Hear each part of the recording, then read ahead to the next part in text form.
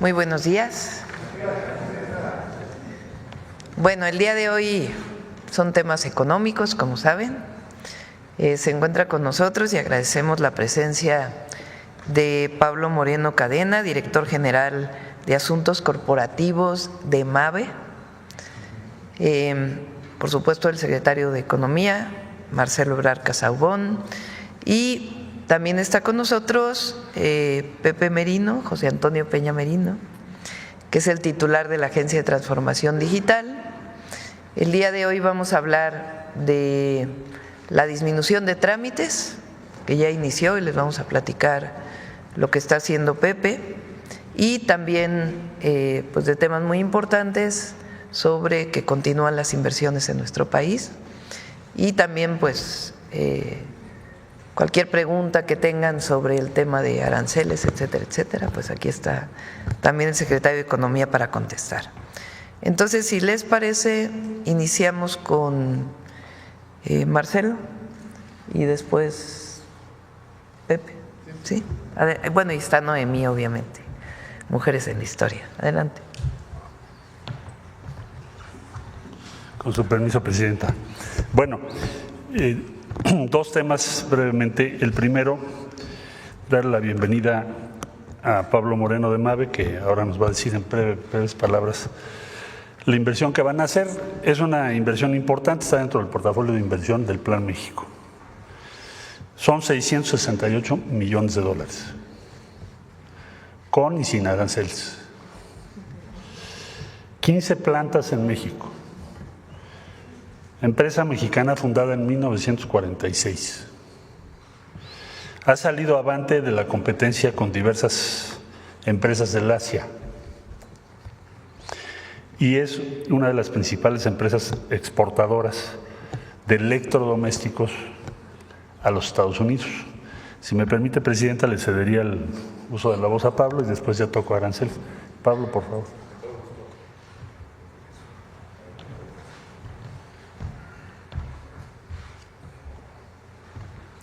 Con su permiso, Presidenta. Muy amable, gracias.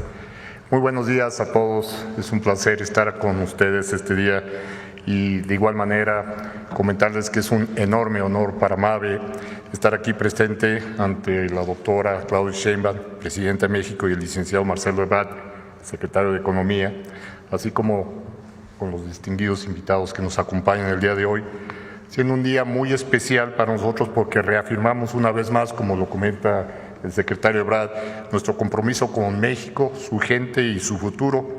Desde hace casi 80 años, MABE ha sido parte fundamental del desarrollo industrial del país y pues nacimos en México, hemos crecido en México y seguimos invirtiendo en México, con y sin aranceles, como bien lo dice el secretario. Por eso me enorgullece anunciar que entre el 2025 y 2027 MABE invertirá 668 millones de dólares en el país, sumando así una inversión total de más de 1.145 millones de dólares en infraestructura y desarrollo tecnológico que hemos invertido en conjunto desde el 2023. De tal manera, esta inversión no solamente va a fortalecer nuestras capacidades de innovación, diseño y desarrollo, así de producción de los productos, sino también va a impulsar, sin lugar a duda, la economía, generando oportunidades y consolidando la proveeduría nacional, que es otro de los ejes importantes en los que estamos apoyando. Por lo que nuestro objetivo es muy claro: mantener a México como un referente global en la manufactura de línea blanca, y por ello estamos invirtiendo en tecnología, en procesos sustentables, en el talento de nuestra gente, que para nosotros es muy, muy importante, porque sin duda alguna creemos en el potencial de México y en la calidad de lo que se produce aquí. Por ello, estamos convencidos de que el crecimiento de MABE es también el crecimiento de México y seguiremos invirtiendo e innovando por nuestro país, por su talento y por su capacidad industrial. Por ello, agradecemos profundamente al Gobierno de México por este espacio. Muchas gracias, señora Presidenta, por este mismo, y la oportunidad de compartir esta noticia que nos alegra mucho con todos ustedes a través de esta gran plataforma. sigamos construyendo juntos por este país. Así que muchas gracias, muy buenos días. Una vez más, muchas gracias. Muchas gracias.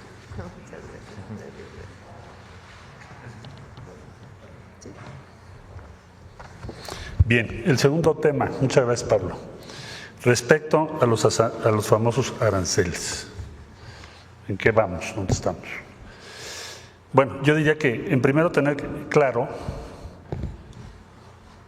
que sin la intervención de la presidenta Sheinbaum con el presidente Trump, hoy todas las exportaciones de México estarían pagando 25%.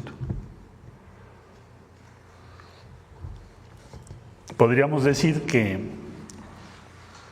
a nuestro país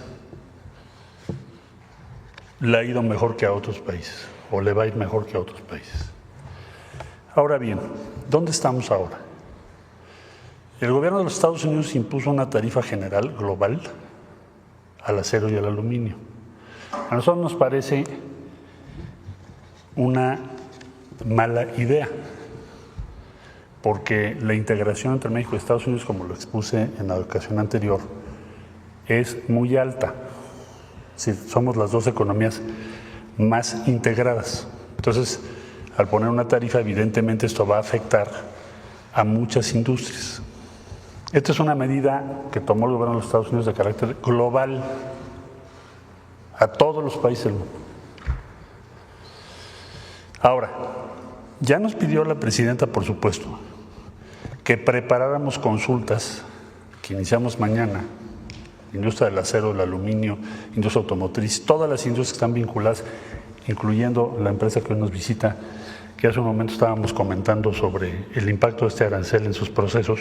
Bueno, vamos a hacer consultas para que más adelante podamos, en función de lo que anuncie el gobierno de los Estados Unidos y de lo que lleguemos a lograr en torno al 2 de abril, ahora explico eso, podamos tomar otras medidas para defender nuestras empresas y defender o tratar de lograr que sean revisadas esas tarifas sobre acero y aluminio. Entonces, iniciamos consultas. Hay muchas medidas que se pueden tomar, pero no las vamos a tomar intempestivamente. Alguien me preguntaba, ¿cuál va a ser la posición de México si se relaciona o se compara con otros países? Bueno, nosotros tenemos una situación económica distinta, pero yo diría que hay una similitud. Si ustedes se fijan en las medidas anunciadas por otros países, sobre todo la Unión Europea, van a entrar en vigor en abril. Un paquete el 1 de abril y otro el 13 de abril. Sus medidas llamadas retaliatorias. Entonces, ¿por qué en abril? Pues porque todo el mundo está esperando que se va a presentar el 2 de abril, a qué vamos a llegar. Ya sabemos que vamos a algo diferente, pero nadie conoce los detalles. En síntesis, nosotros vamos a hacer las consultas debidas y nos vamos a preparar para usar todo el instrumental que tenemos en función de lo que le convenga a México. ¿Qué me ha dicho la presidenta? ¿Cuál es la instrucción? Tenemos muchas pláticas con los Estados Unidos. Acabo de regresar de Washington. Hoy está viajando el subsecretario a Houston para ver a otros funcionarios de Estados Unidos. ¿Qué nos ha pedido? Tenemos que, desde luego, lograr que lo que se presente a partir del 2 de abril, México esté en mejor condición que cualquier otro país. Esa es la meta. ¿Por qué? Pues porque estamos muy integrados a Estados Unidos. Tenemos una cierta excepcionalidad. Les ponía yo un video hace unos días de que un pistón cruzaba 7 veces, ¿no?, la frontera. Bueno, eso es lo que les da a ustedes una idea de lo integrados que estamos. Entonces tenemos que lograr la mejor condición posible. ¿Con qué objeto? Pues proteger los empleos, proteger las empresas y los empleos. Entonces, esa es la instrucción que tenemos. No vamos a tomar medidas que no tengan en cuenta el panorama de en dónde vamos a llegar el día 2 de abril. Vamos a tener pláticas, sí, estas semanas, muy intensas, planteando los puntos de vista de México sobre la base de lo que les acabo de decir. La integración con México es excepcional. No hay ningún otro país, ni Canadá, con la que se tenga una integración económica como la que hay entre México y Estados Unidos. Entonces actuaremos con sangre fría en la instrucción, firmeza y conseguir la mejor posición posible de México respecto a cualquier otro país. Son las instrucciones que tengo. No les puedo dar detalles de la negociación porque sería una imprudencia, porque no ha concluido. Alguien me decía, hoy están en conversaciones diario. Estamos en conversaciones. ¿Cuántas reuniones ha habido? Muchísimas. Y va a haber más. Y no vamos a cejar pues hasta que logremos lo que nos ha instruido la presidenta Claudia Sheinbaum.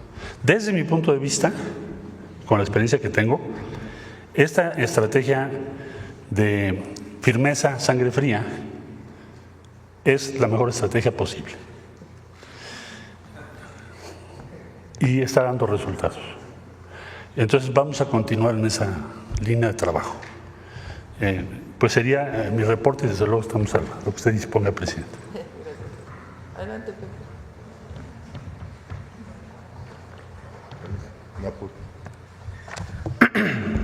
Buenos días. Como adelantaba la presidenta, con su permiso, ya iniciamos los trabajos de simplificación de trámites. Por un lado, la ley que se presentó en su diseño hace un par de semanas, ley para reducir trámites burocráticos y corrupción, y hoy es ya el avance que hemos logrado. Siguiente, por favor. Entonces, recordarán, en el universo de trámites en México, una persona realiza en promedio 486 trámites, de los cuales, y esto es muy importante, 85% se hacen con gobiernos locales, es decir, con estados y municipios, ¿no? Entonces, si no atendemos también esa parte, pues realmente no estamos mejorando la vida de las personas en términos de su interacción con gobiernos. En promedio, 523 trámites por estado, pero como tienen requisitos distintos, pues en realidad son 523 por 32, ¿no? Lo que tendríamos como universo, y en un municipio 144 trámites promedio, a nivel federal 7,000. Todo esto, dado la diversidad de requisitos, pues sumaría más de 350,000 trámites, y se trata de ir homologando, reduciendo a su mínima, ¿no? Siguiente, por favor. Entonces, muy rápido, 342 trámites llevamos al día de hoy simplificados.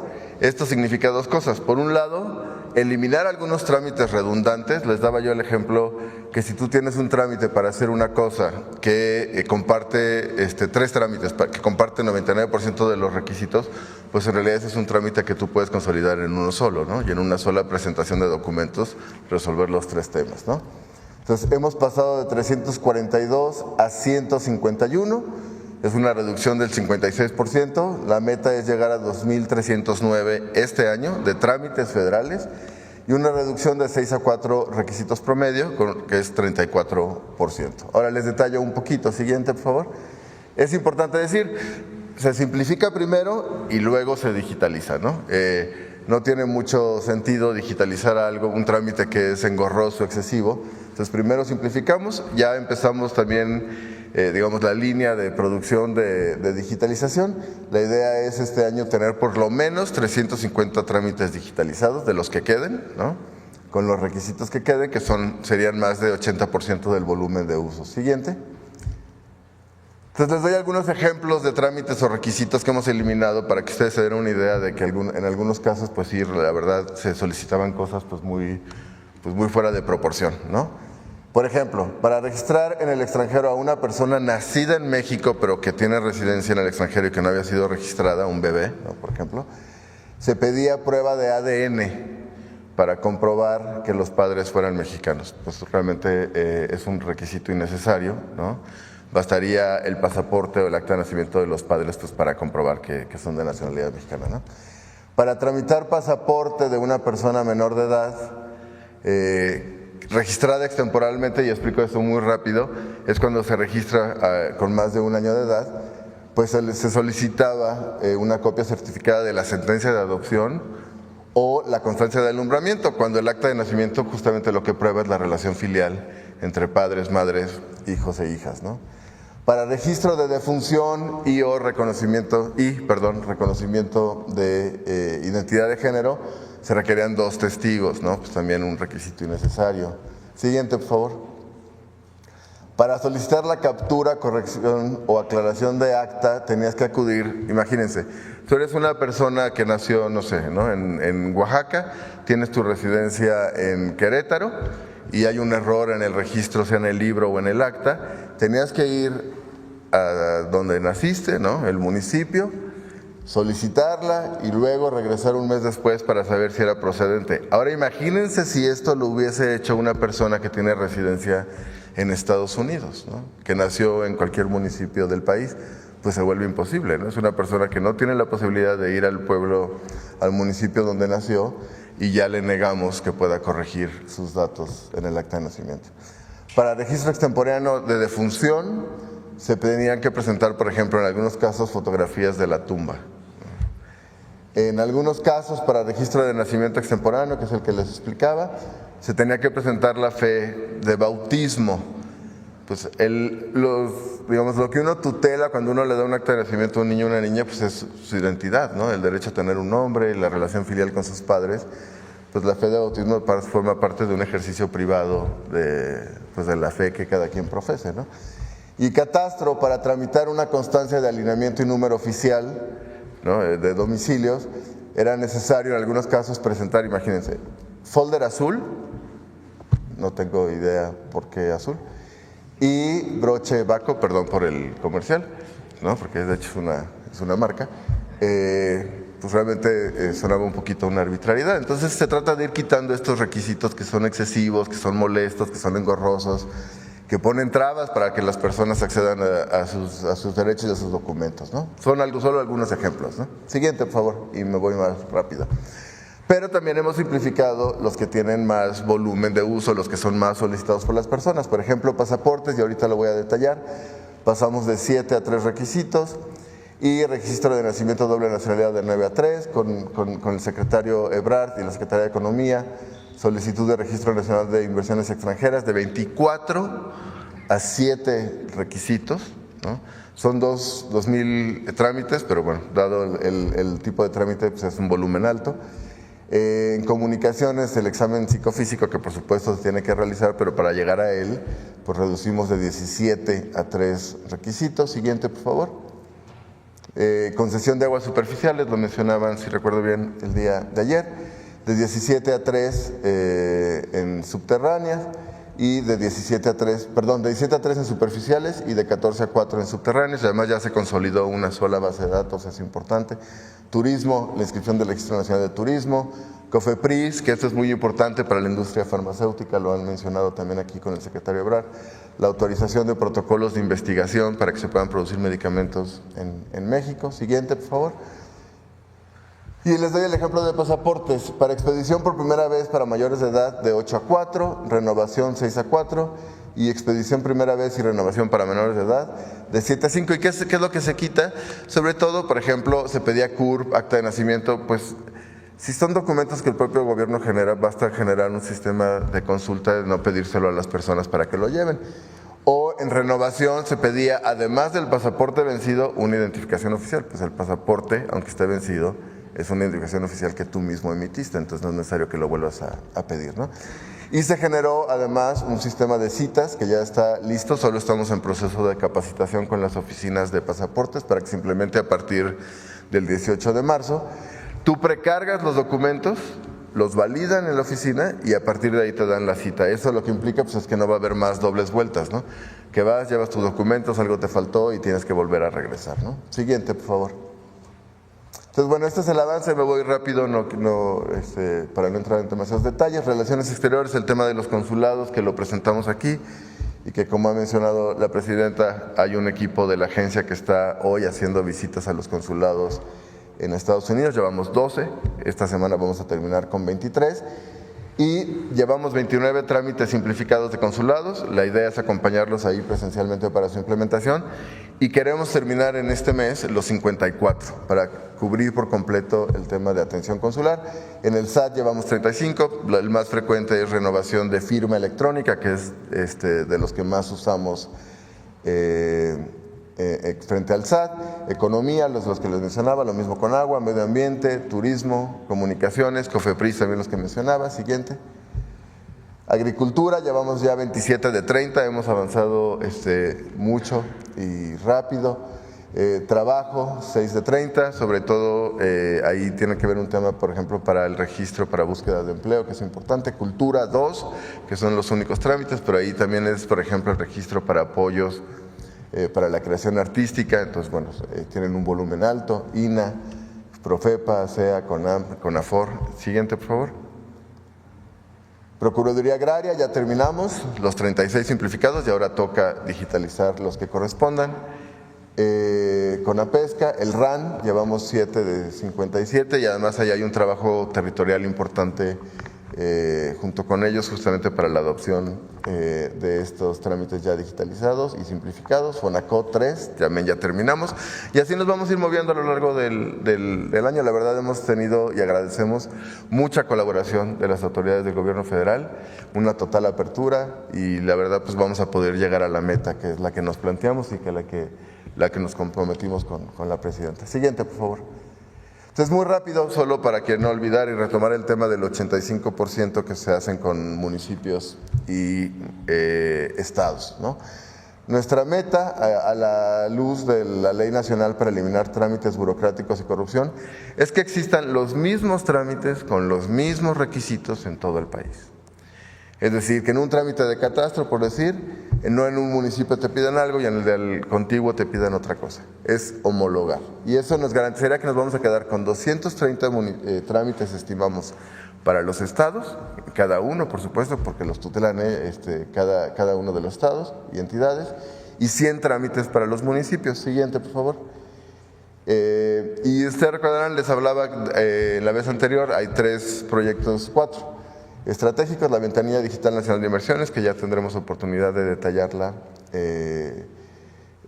cuando se esté lista.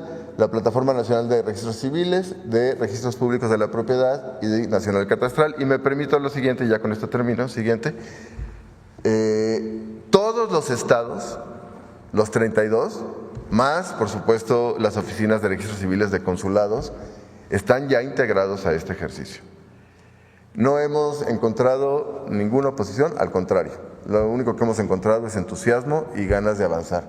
Entonces, de los 32 estados que ya están integrados, ya tenemos 3 trámites digitalizados y simplificados, que son los que les mencionaba, que son captura para tener tu acta digital, corrección y aclaración si es que hay algún error en tu nombre. Pero además ya estamos en proceso de simplificación de 12 más, que ya están simplificados, perdónenme, que hay que digitalizarlos, y 16 que están en proceso de simplificación. Entonces vamos a acabar mucho más pronto y sobra decir registros civiles de los trámites mucho más frecuentes, ¿no? Porque el acta de nacimiento es uno de estos documentos que te piden para la mayoría de trámites o que se tienen que consultar en caso, como lo mencionaba al inicio. Siguiente. El registro público de la propiedad, también los 32 estados integrados.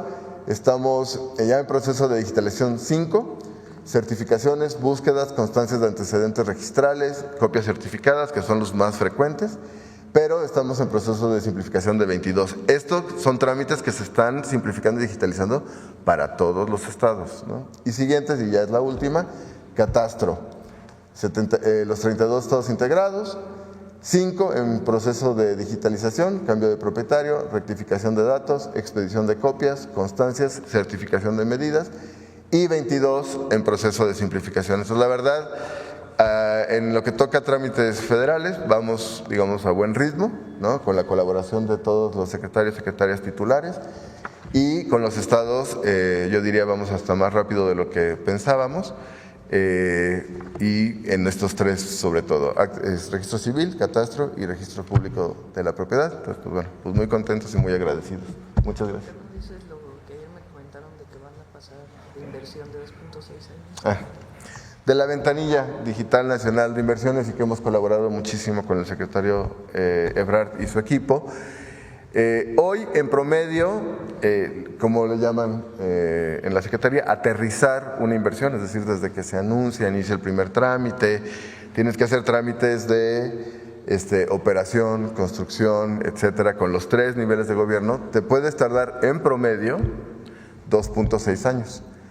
Con la simplificación que ya estamos haciendo con la Secretaría de Economía y con los estados y municipios, vamos a pasar a menos de un año, ¿no? Es decir, reducir en menos de la mitad del tiempo, pues para que una inversión pueda empezar a operar y a generar empleos y actividad económica en donde se ha anunciado, ¿no? Entonces es uno de los más, que más nos entusiasma. Sería todo, presidente. Muchas gracias. Bueno, a ver, ponle la primera nada más. La segunda son de 300 a ¿cuántos? Pepe, lo que se publica hoy. Son 352. Adelante. Le siguen 342. Hoy se publica en el Diario Oficial de la Federación la reducción de 342 trámites a 151, que es la primera etapa de la simplificación y la digitalización de trámites para todas y para todos, para que el gobierno sea más eficiente, menos burocrático y podamos erradicar todavía lugares donde se presentan actos de corrupción. Bueno, es esto y agradecemos mucho a Mabe su presencia y la inversión que hace en nuestro país. Ahora sí vamos a las preguntas. Carlos.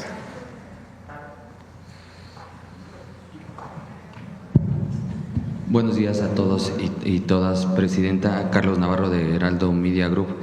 Si la Unión Europea y Canadá han aplicado aranceles recíprocos, ¿por qué México no ha aplicado aranceles recíprocos a Estados Unidos, Presidenta?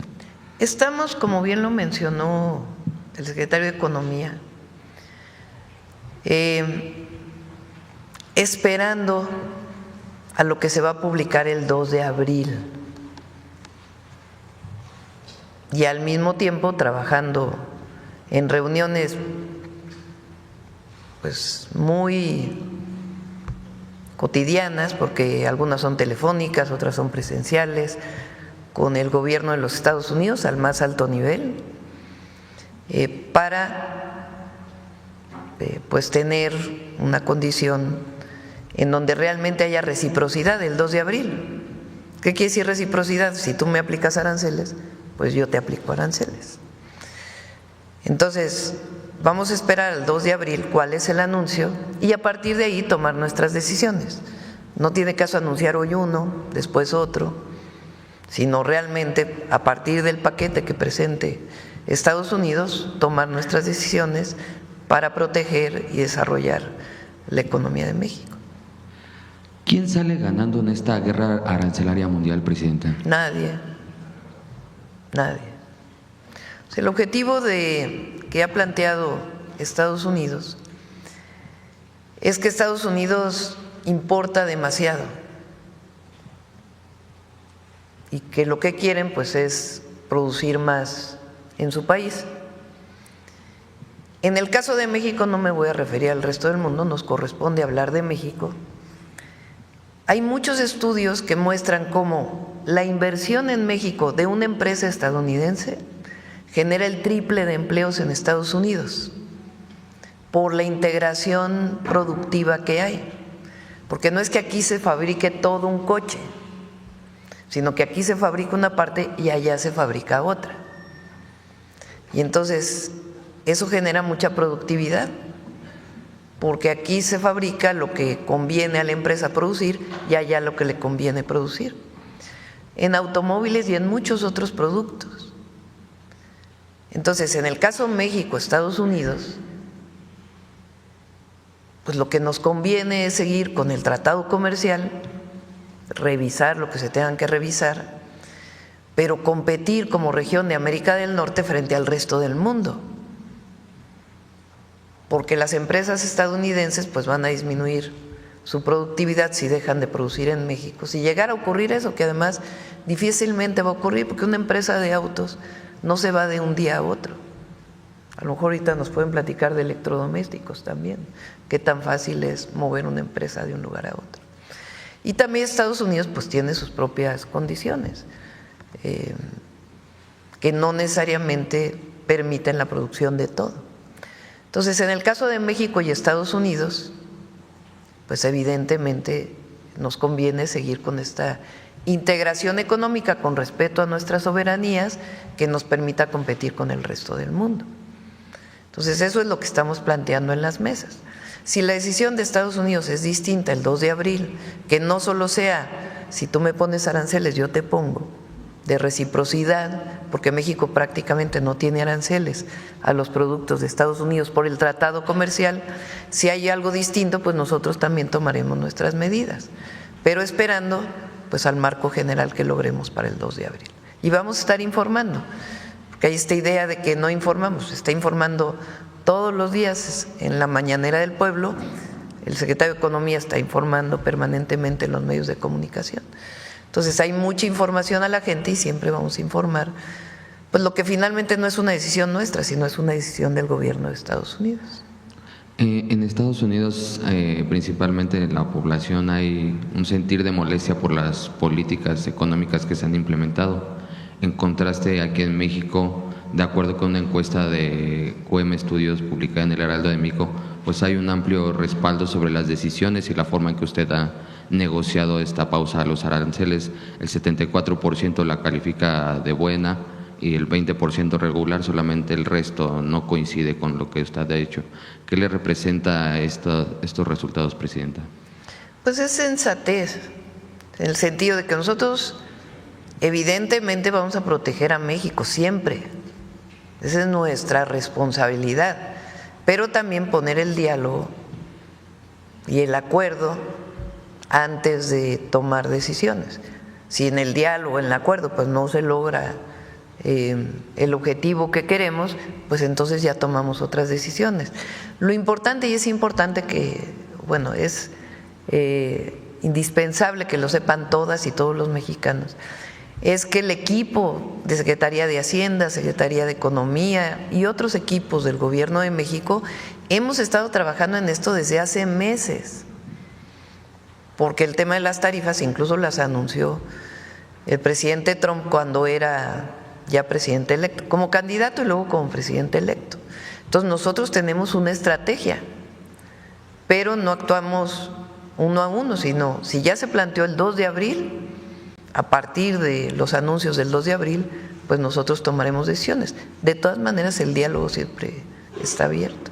También preguntarle en otro tema, en el Gabinete de Seguridad, después de que la Fiscalía General de la República atrajera el caso de lo ocurrido en Teuchitlán, ¿se abordó el tema en ese Gabinete de Seguridad sobre esta situación, Presidenta?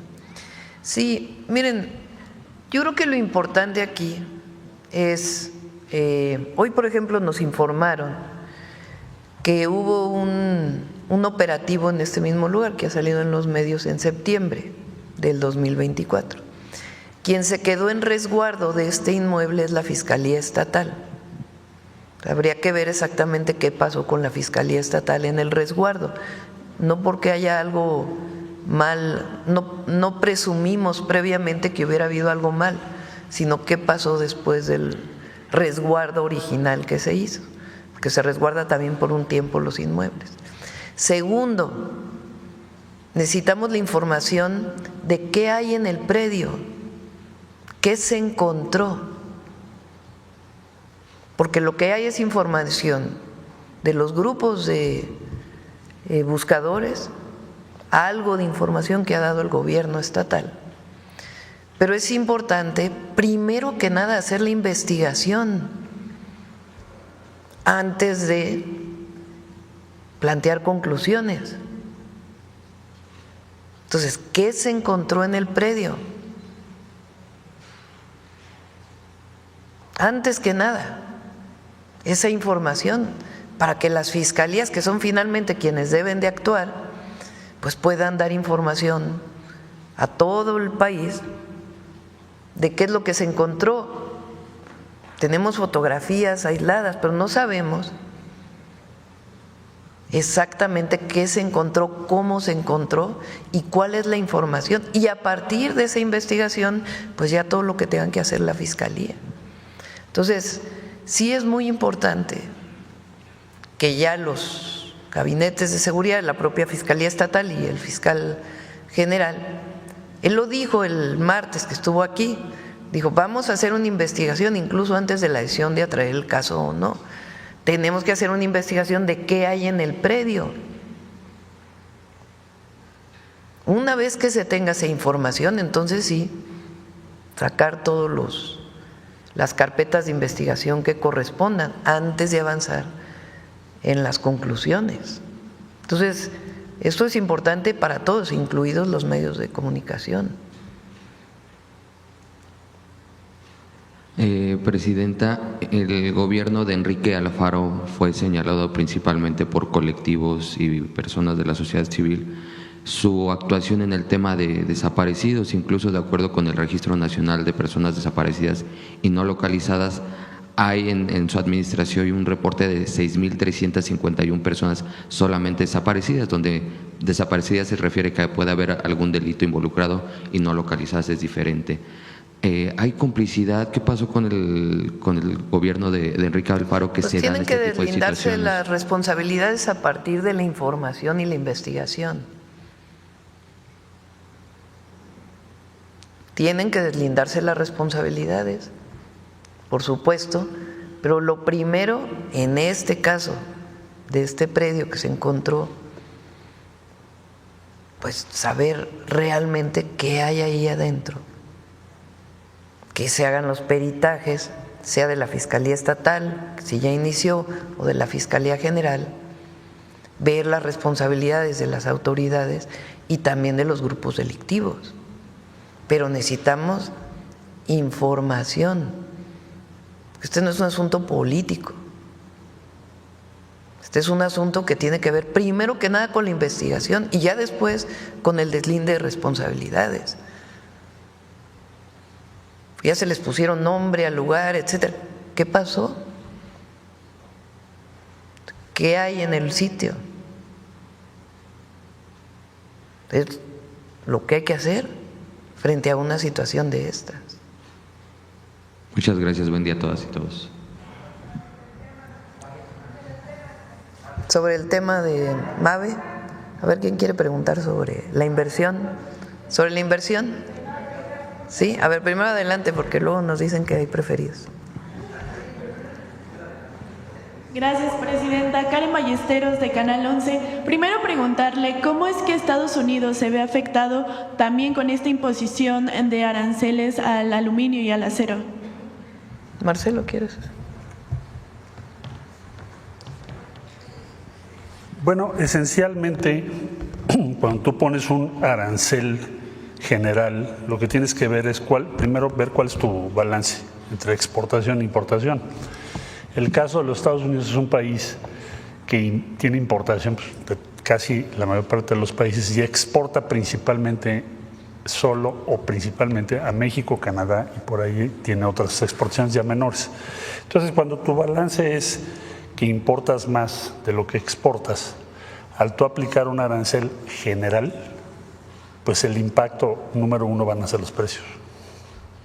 Hazte cuenta que de un día a otro le dices a todos los que utilizan acero, por ejemplo electrodomésticos, ahorita hablábamos de ello, por ejemplo la industria automotriz, pues un largo listado de todo lo que utilizamos de acero y aluminio. Al subirlo 25%, pues eso va a tener un impacto en los precios en Estados Unidos inmediatamente. Es el primer efecto. Obvio, yo lo veo inconveniente.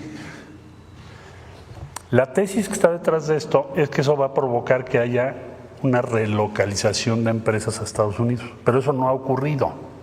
O sea, si tú revisas los aranceles de 2018 u otras medidas arancelarias, no han traído consigo un aumento de empleos como se argumenta. Eso está publicado. Entonces, ¿qué es el efecto número uno? Los precios. ¿Cuál es el efecto número dos? Como suben los precios, pues se va a reducir la demanda.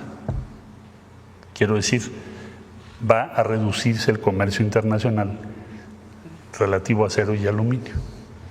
Entonces, la medida se toma, según explican las propias autoridades de Estados Unidos, para reducir el déficit y con ello tener más producción en Estados Unidos, pero el costo que se va a tener que pagar para ellos es aumento de los precios, dificultades para integrar lo que usas todos los días. Por ejemplo, un electrodoméstico, ahora que vayas a comprar un electrodoméstico en los próximos meses, un refrigerador, por ejemplo, una estufa, Todos la gama de tus vehículos, cuando vayas a comprar tu camioneta, tu coche, pues te va a subir el precio. Ahora va a ser más caro que en otros países del mundo. Ese es el efecto que va a tener. Gracias. Presidenta, de acuerdo con datos de la OCDE, México se encuentra como el segundo país miembro con menos desempleo. ¿Cómo es que se logra esto? ¿Cómo logra esto el país frente a factores externos como, bueno, los efectos de la pandemia y ahora estas medidas arancelarias? Pues es parte de lo que hemos estado hablando, de un modelo económico distinto. Tiene que ver con favorecer el mercado interno, que se ayuda a través de los programas del bienestar, aumento salarial. Es decir, cuando hay más recurso económico en el mercado, si tú ganas 100 pesos, pues vas a comprar menos que si ganas 500 pesos. Entonces eso ayuda pues a impulsar la economía desde abajo. Y la otra cosa que se dio en nuestro país fue una importante inversión extranjera directa e inversión también de empresarios nacionales. Porque a veces solo hablamos de la inversión extranjera directa, pero también hubo inversión privada de empresarios nacionales. Y la otra muy importante es que se reactivó la inversión pública. En el periodo del presidente López Obrador, pues fue el Tren Maya, el interoceánico, la refinería, las carreteras, las obras de agua, y eso impulsa también la inversión privada y muchísimo empleo indirecto que se genera a partir de la inversión pública. Y ese es el modelo que nosotros estamos siguiendo. Cuando se imponen aranceles, pues el efecto de la relocalización de empresas, dependiendo de cómo vayamos a quedar México respecto a todos los países del mundo, pues puede disminuir. Esa es, digamos, una posibilidad de lo que puede ocurrir con los aranceles. Nosotros creemos, por ejemplo, en el acero que mencionaba el secretario de Economía. El acero es una materia prima para muchísimos productos, muchísimos. Y producir acero, poner una siderúrgica, cualquiera que sea la tecnología que utilice, pues no es de un día a otro. Y aunque tengas una siderúrgica, de todas maneras la producción de los distintos tipos de acero, que son muchísimos, pues tampoco es tan fácil. Entonces México tiene una importante industria siderúrgica, pero de todas maneras importamos más de lo que exportamos.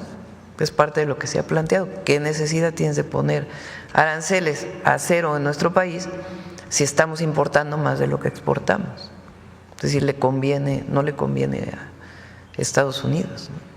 Y luego ya las decisiones que nosotros tomemos frente a lo que venga el 2 de abril. Gracias. En otro tema, ayer la segunda sala de la Por eso hay menos desempleo. Gracias. Ayer la segunda sala de la Corte impidió a la ministra Lenia Batres participar en una discusión de un amparo relacionado con el empresario Ricardo Salinas.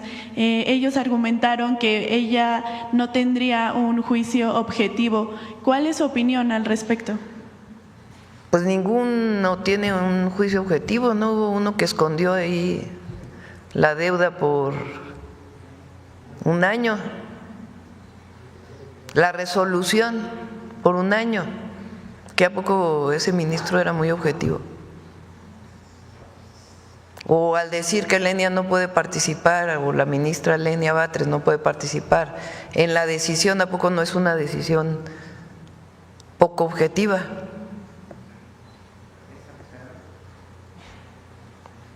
El tema que está de fondo es que todos en México tenemos que pagar los impuestos, todos. No se puede hablar de Estado de Derecho para algunas cosas y para otras que no me convienen, no. ¿Hay Estado de Derecho o no hay Estado de Derecho? Y Estado de Derecho quiere decir que todos, personas físicas y morales, cumplamos con lo que es la responsabilidad de pagar impuestos. Gracias. Ayer también se aprobaron, se aprobó este paquete de leyes secundarias en materia energética. Conocer su postura y sobre todo la importancia de que por primera vez se reconozca en la ley este término de justicia energética. Son varias acciones muy importantes, como lo hemos mencionado. Vamos a abundar más el 18 de marzo sobre la importancia de la aprobación de estas reformas secundarias. Van a dar más certidumbre en la inversión, fortalecen a Comisión Federal de Electricidad y a Pemex, las integran verticalmente, se simplifican trámites, se constituye la Comisión Nacional de Energía en sustitución de la Comisión de Hidrocarburos y la Comisión Reguladora de Energía, una sola institución que va a ser transparente. Es muy bueno todo este paquete y recupera a CFE y a Pemex como empresas públicas, que es indispensable. Por último… y quedan claras las reglas para la inversión privada, que eso también es importante. Por último, si nos puede dar el monto del portafolio de inversión que ya se tendría este mes con el anuncio de hoy de MAVE y bueno, las otras empresas como Sempra.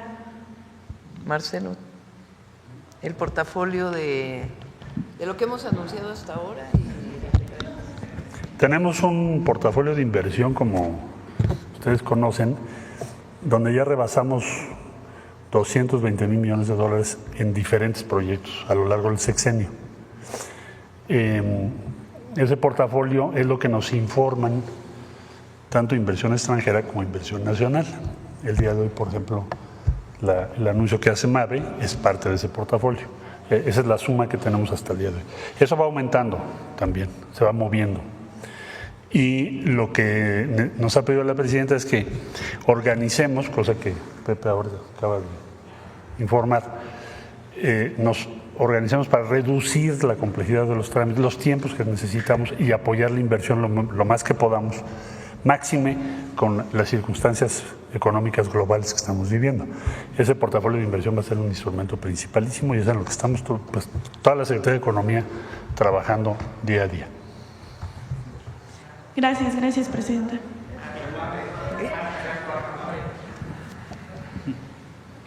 Gracias, presidenta. Cristian Galarza, para Cultura Colectiva, Ecosfera y el fildeo de Grupo Tribu.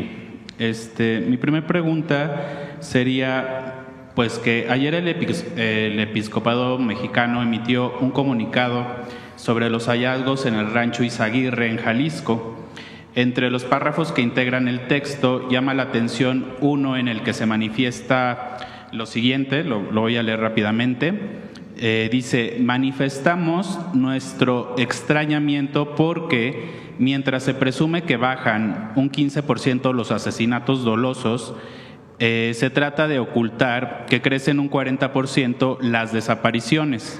Desafortunadamente, la mayor parte de estas víctimas son nuestros jóvenes. Es lo que, uno de los párrafos que dice este comunicado.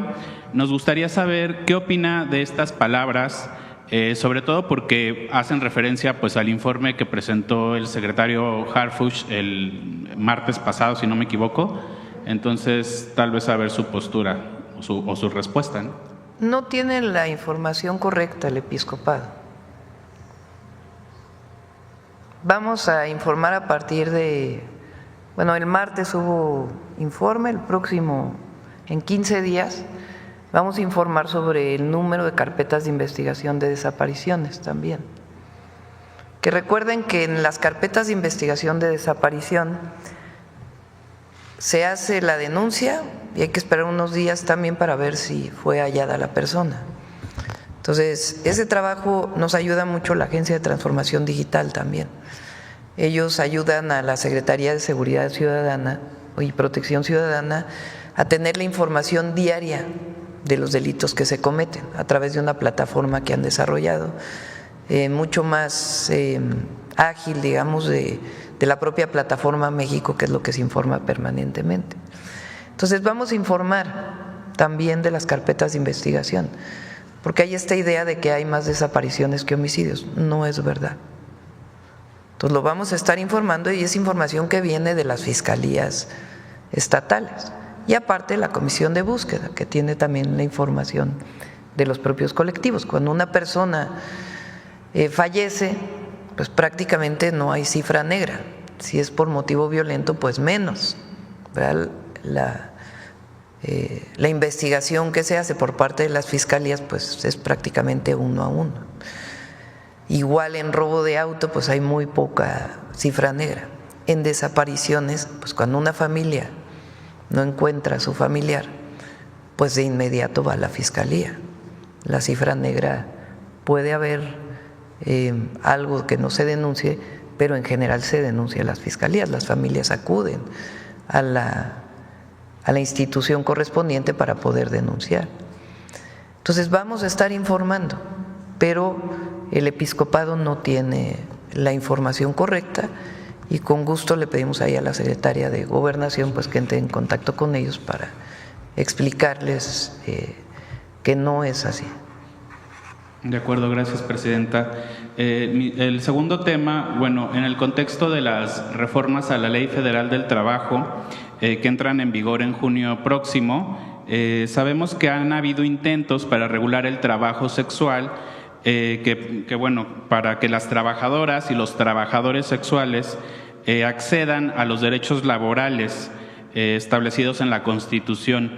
¿Cuál sería la postura de la primera mujer presidenta en la historia de México al respecto de la regularización o del trabajo sexual? Es muy debatible, mejor le entramos otro día con sí, expertos y todo lo que tenga que ver con este tema. Es un tema complicado porque… que tiene su complejidad.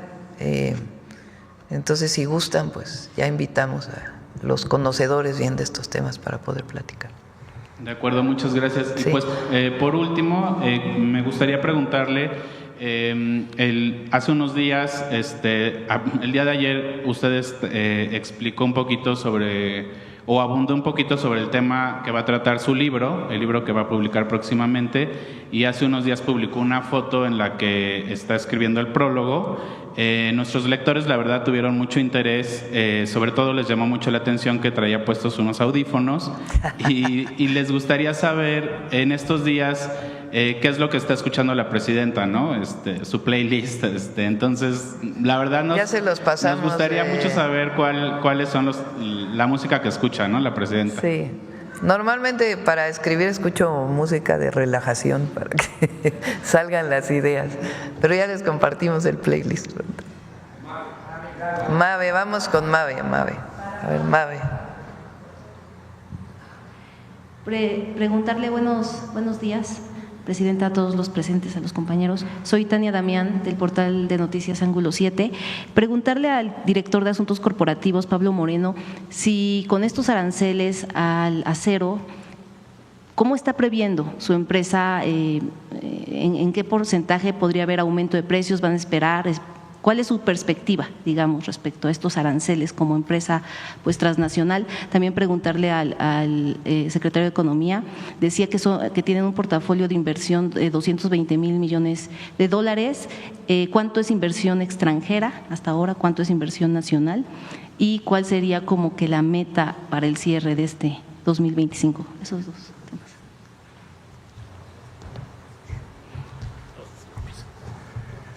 Muy buenos días, Tania, un placer. Con relación a Mave y el tema de los aranceles de acero y aluminio, pues mira, llevamos prácticamente más de 80 años que se creó la empresa, pues viviendo con una serie de tácticas que nos han permitido pues, tomar esta referencia que hoy Mave tiene de liderazgo en México y Latinoamérica, y básicamente el principal aspecto que ha caracterizado a esto ha sido justamente la adaptabilidad. Entonces, nosotros abordamos este tipo de embates mediante la adaptabilidad y también pues innovando procesos que nos permitan ir pues monitoreando y actuando conforme a las circunstancias que pues obviamente provocan todos estos factores asociados al tema económico y a los entornos ambientales, de tal manera que hoy pues estamos cautos, y como bien nos ha indicado la señora presidenta, vamos a tener cabeza, templanza y poco a poco vayamos observando cómo van dándose las cosas para la toma de esas decisiones y la adaptabilidad a la que me refiero. Todavía no, digamos, no tendrían una previsión de si podrían aumentar sus precios en electrodomésticos. Bueno, obviamente estaremos al pendiente. En México el embate del acero y aluminio no necesariamente es un tema, el embate económico es amplio, en particular en México, sin los aranceles per se, que habitualmente se lleva a cabo. Pero yo creo que este es un tema más para la población de Estados Unidos y creo que el reto recae más, como lo han dicho el secretario Ebrard, en los consumidores de allá. Ciertamente ellos estarán experimentando algunas afectaciones. Volvemos a lo mismo, por nuestro lado vamos a tener templanza y paciencia, trabajar aquí en equipo para dar cara a esto. ¿Allá en qué porcentaje podría estarse subiendo el precio con los consumidores estadounidenses? Todavía es muy pronto para saberlo, la medida es reciente, de tal manera que con todo gusto más adelante podemos darle seguimiento para poder comentar al respecto. Gracias. Muchas gracias.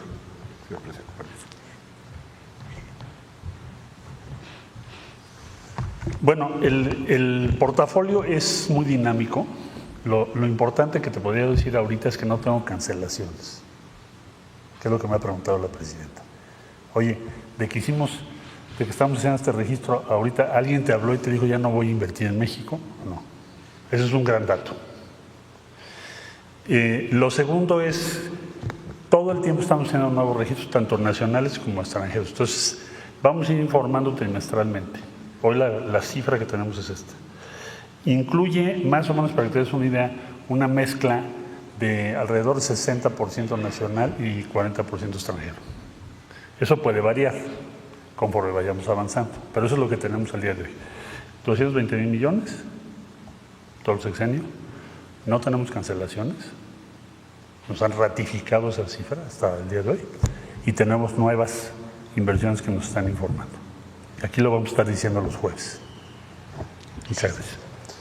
Y, presidenta, preguntarle, el viernes pasado hubo un operativo coordinado por la Marina, la Sedena, la Guardia Nacional y, bueno, la Fiscalía del Estado de Puebla, donde detuvieron a 2 alcaldes y a otro familiar, pues en una historia que podría ser casi de la ley de Herodes, Urubiel y Giovanni González Vieira y el otro familiar, Ramiro, gobiernan 3 municipios contiguos de la zona central de Puebla, Ciudad Cerdán, La Chichuca y San Nicolás de Buenos Aires. Por cierto, una zona donde antes se sembraba mucho maíz, ahora era el granero de Puebla, lamentablemente se ha ido perdiendo pues esa siembra, por estar presuntamente vinculados con la delincuencia organizada.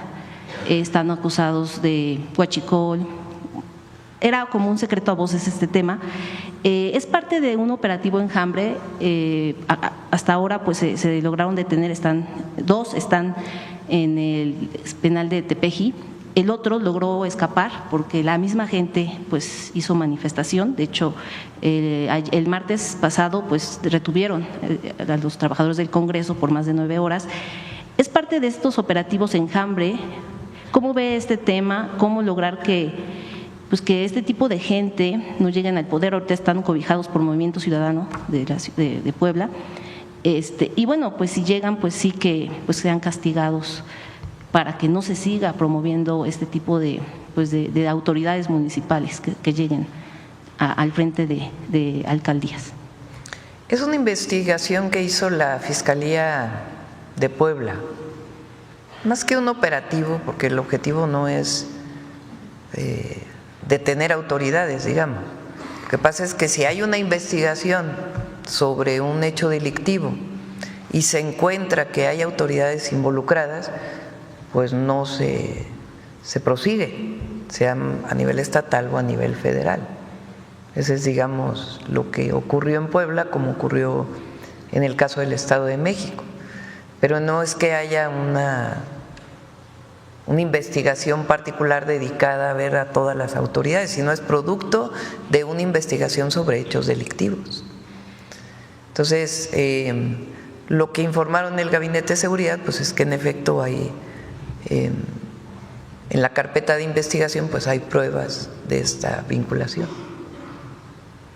Gracias, presidenta. Y bueno, quisiera preguntarle, o no dejarle de preguntar, sobre el paro que hay en la Universidad Autónoma de Puebla. Inició el 24 de febrero, pues debido a algunas demandas legítimas de estudiantes. Bueno, hay que recordar que en la Universidad Autónoma de Puebla, después Benemérita, le pusieron así cuando llegó, se puede decir, el neoliberalismo, con los rectores José y Enrique Doher, Enrique Agüera, Alfonso Esparza Ortiz, pues que estos rectores empezaron a promover pues la privatización, me refiero a cuotas cada vez más altas para los estudiantes, pues la llamada burocracia dorada, es decir, se aumentaban los salarios los altos funcionarios universitarios. Y bueno, son temas que lamentablemente pues estas prácticas generaron un descontento en el sector estudiantil, en el mismo sector universitario, pues sin que se hayan podido cortar de tajo. Actualmente está la rectora Lilia Cedillo, que también hay que decir es académica, y está tratando de atender, digamos, las demandas de los estudiantes a través de mesas de diálogo. Propuso que en cada facultad se hicieran mesas de diálogo. Hay, sin embargo, facultades que sí lo han hecho, sus directores han estado, directores junto con autoridades centrales que van a estas asambleas, que han estado buscando sentarse con universitarios. Hay otras facultades que lamentablemente pues siguen como en sus directivos en esta burbuja. Y en este sentido, usted como universitaria y que además defendió a la universidad pública, ¿qué llamado haría tanto a los estudiantes pues que tienen tomada esta universidad, como a los directivos de las facultades que pues todavía no logran sentarse con los estudiantes pues para llegar a acuerdos? Ayer hubo una asamblea muy interesante en una facultad en donde pues los directivos están insistiendo en sentarse con los estudiantes y bueno, se han logrado acuerdos. ¿Cuál sería su llamado en este sentido? Diálogo. La Universidad de Puebla, la Benemérita, igual que muchas otras universidades públicas, son autónomas. Entonces, el gobierno estatal o federal participa si es que las partes solicitan su participación. Entonces, lo más importante es el diálogo y atender pues las demandas justas de los estudiantes. En algunos casos hay demandas que no se pueden cumplir por presupuesto, por ejemplo, y entonces pues ya se puede acudir a las autoridades estatales o federales. Pero yo lo he dicho, es importante, por ejemplo, fíjense algo bueno, en la UNAM, si recuerdan, cuando se discutió el presupuesto, planteamos aquí en la mañanera que sería importante que hubiera sus programas de austeridad republicana en las universidades y que no se utilizaran los recursos públicos pues para temas que no son necesarios y que se destinarán a las labores fundamentales de una universidad, la docencia, la investigación y la difusión de la cultura, de la ciencia, de las humanidades, de las artes. Entonces, la UNAM hizo un programa de austeridad interno. Pues aquí es importante, si ese es el caso, pues que se pueda hacer un programa de reorientación de recursos, si es que así está la situación, y diálogo, siempre hay que abrir el diálogo.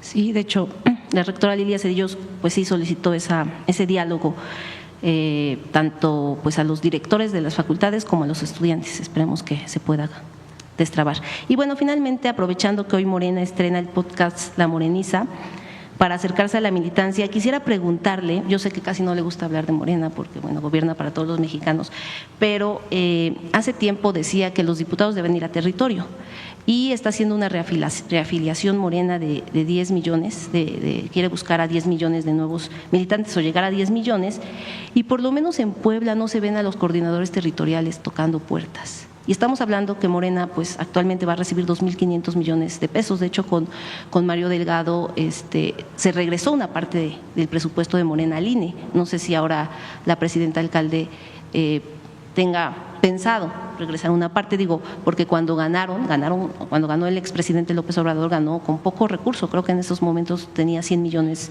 de pesos al año. Ahorita estamos hablando que son 24 veces más. Y lo pregunto porque a veces hay coordinadores territoriales que se confían y que piensan que el dinero pues es lo que va a comprar militantes o no sé. Al menos en Puebla no se ven tocando puertas, platicando con la gente. Esa es mi pregunta. ¿Cómo ve este tema y cómo pues lograr que esta reafiliación no sea solo un llenado de listas?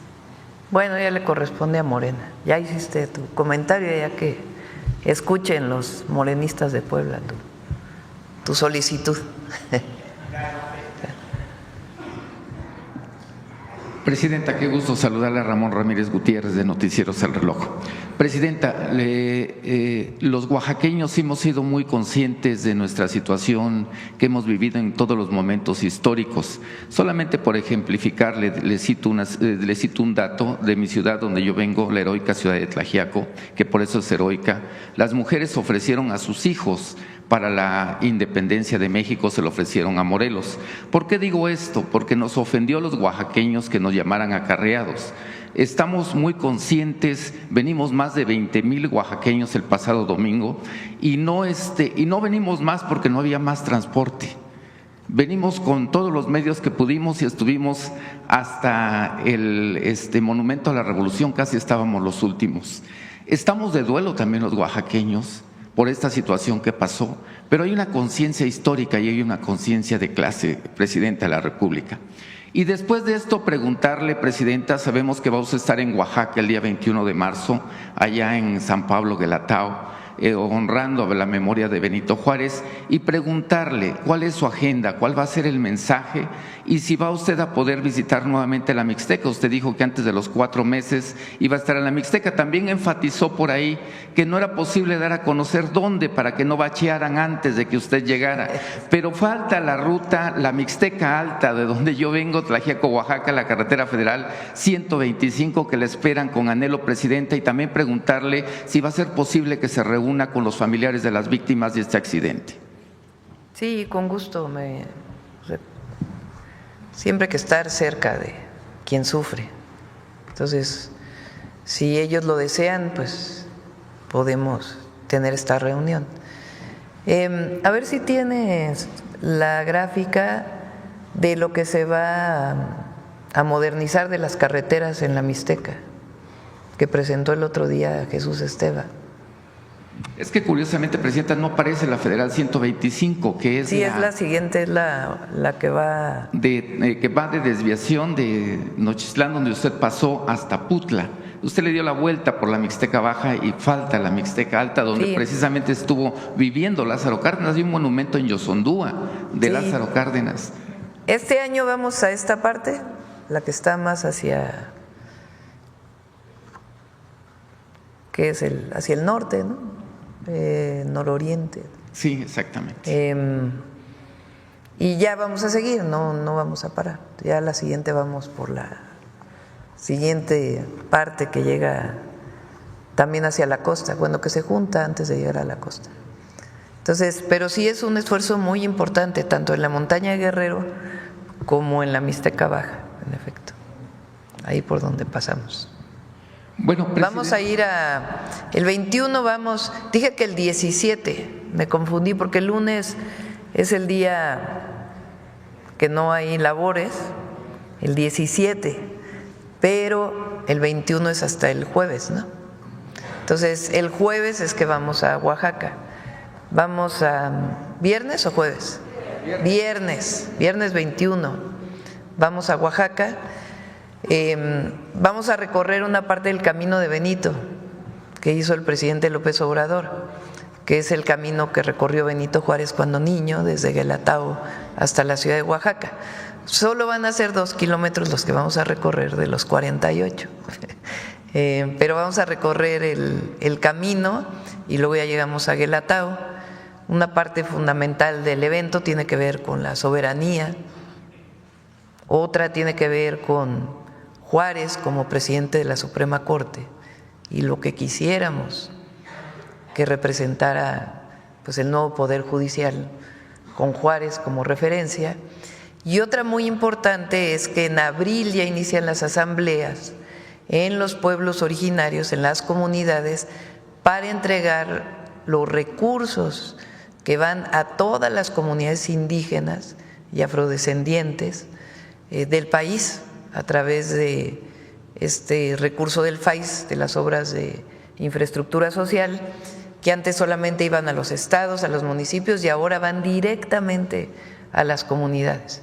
Entonces vamos a tocar esos 3 temas el 21 de marzo. Aquí va a ser en la ciudad, en el edificio de Pemex, ahí donde está el monumento a Lázaro Cárdenas. Faltan 2 preguntas. Falta. Presidenta, estamos en el mes de marzo, Día Internacional de la Mujer, y poco se ha hablado de este tema. Afuera tenemos mujeres hablando protestando, pidiendo justicia por violencia vicaria. Pero yo le voy a ejemplificar un caso de violencia laboral. Una mujer fue despedida en Ciudad Victoria, Tamaulipas, por el alcalde porque estaba embarazada. Afortunadamente, un juez federal le dio la razón y le está ordenando reinstalarla. Mi pregunta es, hay otros casos, digo en general, pero en particular en Ciudad Victoria, donde se abusa de mujeres por parte de policías. ¿No es necesario, Presidenta, que en este caso los congresos puedan separar en este caso a los alcaldes? Le digo, ejemplifico Ciudad Victoria, para que se les pueda juzgar y podamos terminar con esta violencia que se está viviendo. Yo ejemplifico ahorita una violencia laboral, pero estamos hablando de muchos tipos de violencia. ¿Alcalde? Sí, al alcalde, que lo pueda, que lo pueda separar del cargo para que lo pueda… ¿Que el alcalde se separe del cargo o la persona? No, que el alcalde se separe del cargo. Ahí es más difícil, ¿no? Porque puede ser que un servidor público, un funcionario, cometa una arbitrariedad de pedirle a una persona, a una mujer embarazada que deje su cargo, y el alcalde no necesariamente está enterado, ¿no? Lo que tenemos que hacer es todos los gobiernos del Ejecutivo, del Legislativo, bueno, los gobiernos del Ejecutivo, el Poder Legislativo, el Judicial, y en las empresas privadas, pues que se defiendan los derechos de las mujeres, como en este caso, pero no necesariamente pues tiene que ser separado del cargo del alcalde, ¿no? Por una arbitrariedad o un mal manejo de un funcionario en su municipio. Bueno, esto ha causado… Es mi opinión. Ha causado mucha consternación en Ciudad Victoria y en todo Tamaulipas. Le estoy hablando del alcalde Eduardo Gatas. Digo, bueno, menos que haya cometido un delito él o una arbitrariedad, una falla administrativa, ¿no? Presidenta, en otra pregunta, usted habló en el tema de aranceles de fortalecer el mercado interno, lo escuchamos el pasado domingo enfáticamente. México tiene la fortuna de tener 2 mercados internos, así los califico yo, uno aquí dentro del país y otro allá en la Unión Americana. Me estoy refiriendo a los migrantes. ¿Cuál es el mensaje en torno de aranceles? Porque ellos están muy pendientes, ven todas las conferencias, en este caso de la presidenta Claudia Sheinbaum. ¿Cuál es el mensaje para ellos en torno a los aranceles? ¿Están esperando a un dicho, a un mandato, a una indicación? No mandato, sino alguna sugerencia que pueda hacer la presidenta. Yo recuerdo cuando era canciller Marcelo Ebrard, que hace 2 años ya defendía la soberanía de México.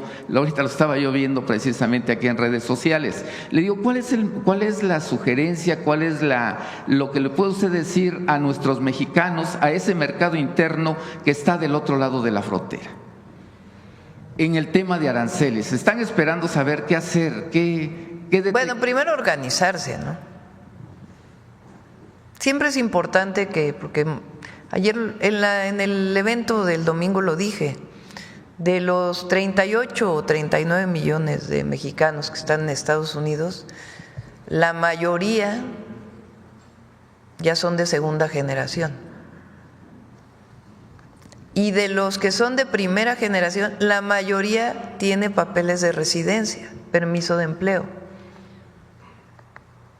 Entonces, ellos pueden enviar cartas a los legisladores diciendo pues que no están de acuerdo, por ejemplo. Pero vamos a esperar también al 2 de abril a ver cómo se dan las cosas para México y a partir de ahí pues un plan de acción, ¿verdad? si es necesario.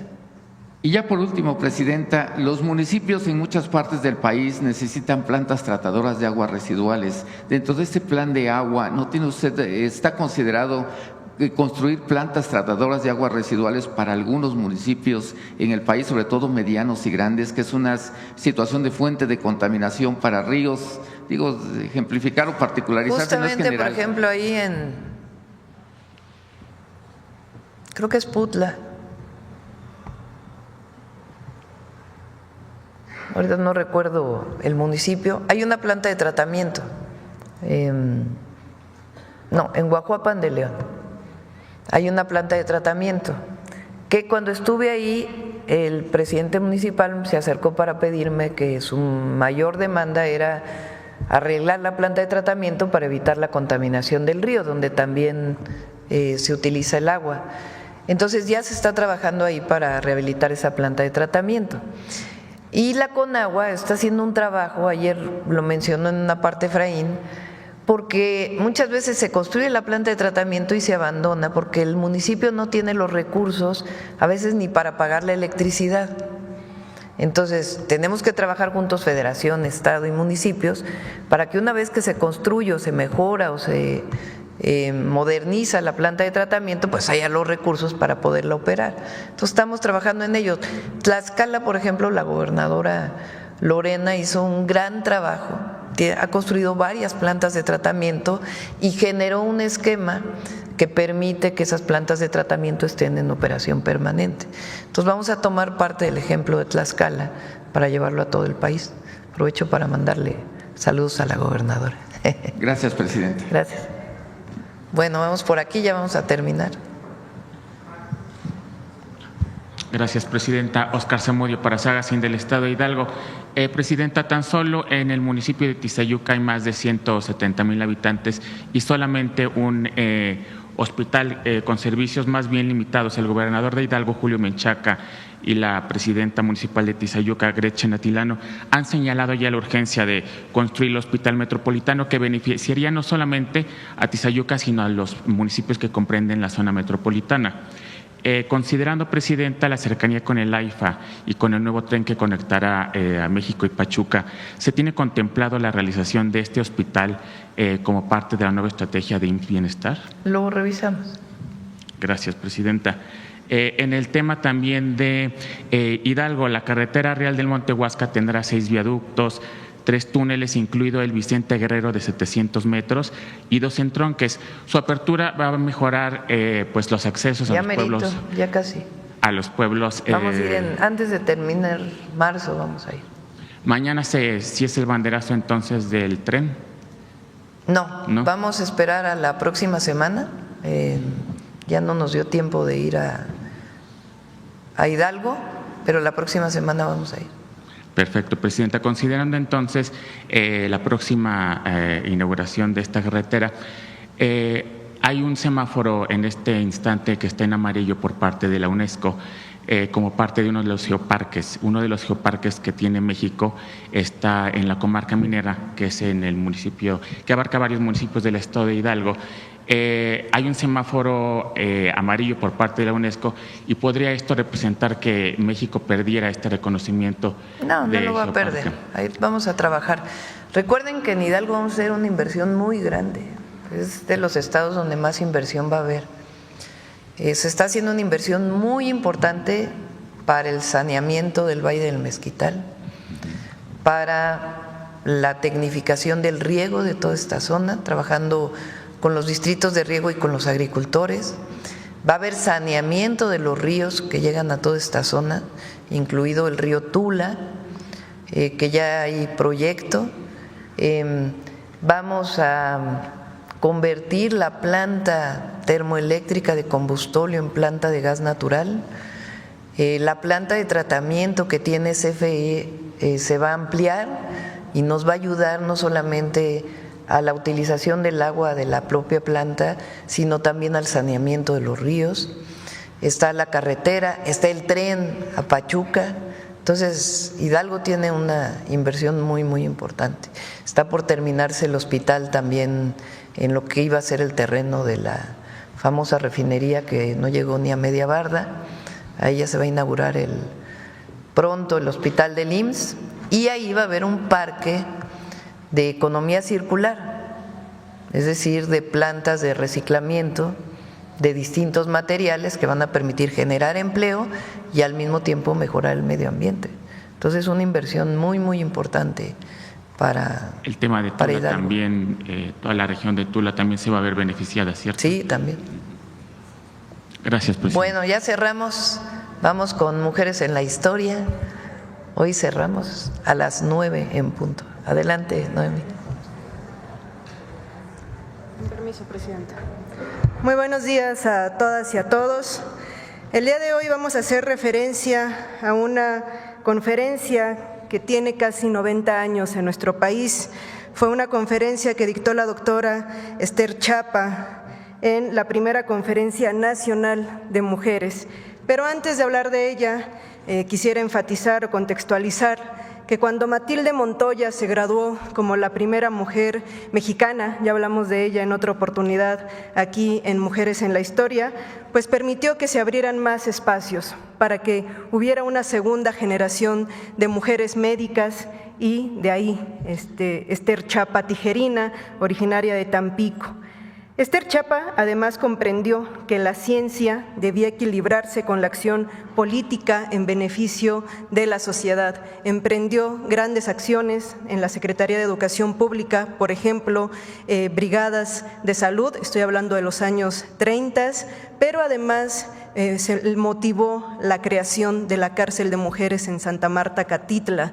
Fue una motivación porque conocía de las injusticias y de las condiciones propias de las mujeres. Además fue una extraordinaria sufragista muy ligada al comunismo, donde había esta crítica, donde no se podía ligar el voto al comunismo, pero ella junto con otras mujeres como Refugio Cuca García decían que primero eran mujeres y entonces emprendieron una lucha muy, muy importante durante la primera mitad del siglo XX para lograr los derechos políticos de las mujeres. Conozcamos más de la extraordinaria Esther Chapa Tijerina.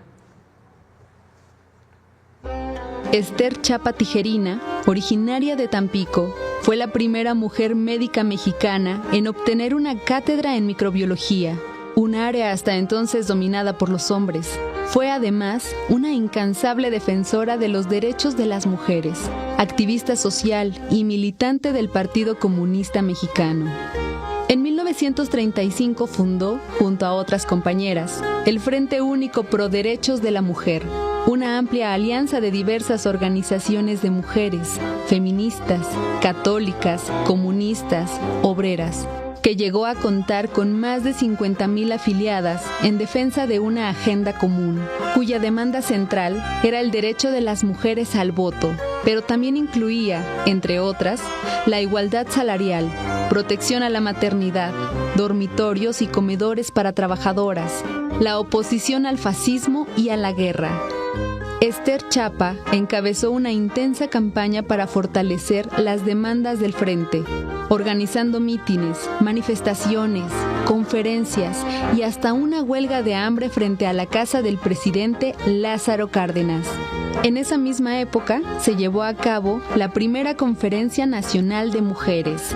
El último día, Esther Chapa participó con una ponencia titulada El derecho de voto para la mujer. No queremos el derecho de voto como un privilegio de clase, ni aceptaremos dejar a un lado a nuestras hermanas en el sufrimiento y en la injusticia. Luchamos principalmente por mejorar la condición de la obrera y la campesina. Y yo personalmente, como mujer universitaria, hago esta declaración terminante. Lucho por todas las mujeres de México. Lucho por todas las mujeres del mundo. Esther Chapa también luchó por los derechos de las mujeres privadas de la libertad.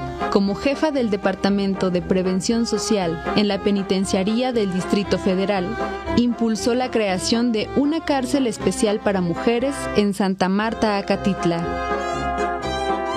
Con la llegada del exilio español y bajo la petición del presidente Lázaro Cárdenas, Esther Chapa encabezó la ayuda a los menores, más tarde conocidos como niños niños de Morelia, que llegaron sin sus padres a México como consecuencia de la Guerra Civil en España. Durante la década de 1940, a pesar del descenso del movimiento sufragista, no dejó de presionar al gobierno mexicano para el reconocimiento del derecho al voto de la mujer. Continuó impulsando marchas al Palacio Nacional y a la Cámara de Diputados. Esther Chapa redactó por más de 20 años peticiones para las cámaras de diputados y senadores, solicitando que se reconociera la ciudadanía plena de las mujeres, lo que la convirtió en una leyenda del feminismo. En la década de los 60 fue directora de la Escuela Nacional de Enfermería y Obstetricia de la UNAM. Durante su gestión no solo fue aprobada la licenciatura en enfermería, sino que fundó una guardería para los hijos de las trabajadoras. Esther Chapa falleció a los 66 años en la Ciudad de México, tras una vida dedicada a la ciencia, la enseñanza, la lucha por los derechos de las mujeres en México, la solidaridad y justicia en el mundo. Para cerrar, quisiera recuperar este fragmento del discurso de la conferencia que dio en aquel 1936. Muchas veces se les acusaba a las mujeres sufragistas, tanto a las del mundo como a las mexicanas, de ser una lucha privilegiada, de ser una lucha desde las universidades, y es por ello que este fragmento es muy importante. Si nosotras queremos el voto, es para estar totalmente en igualdad con el hombre y para apoyar desde los recintos gubernamentales una lucha intensa por el efectivo bienestar de las mujeres y de sus hijos. No queremos el derecho de voto como un privilegio de clase, ni aceptaremos dejar a un lado a nuestras hermanas en el sufrimiento y en la injusticia, por el solo hecho de que sean obreras o campesinas, o porque no sepan leer y escribir. Muy por el contrario, luchamos principalmente por mejorar la condición de la obrera y la campesina. Y yo, personalmente, como mujer universitaria, hago esta declaración terminantemente. Lucho por todas las mujeres de México, lucho por todas las mujeres del mundo. Esther Chapa Tijerina. Muchas gracias. Gracias, Presidenta. Buen día.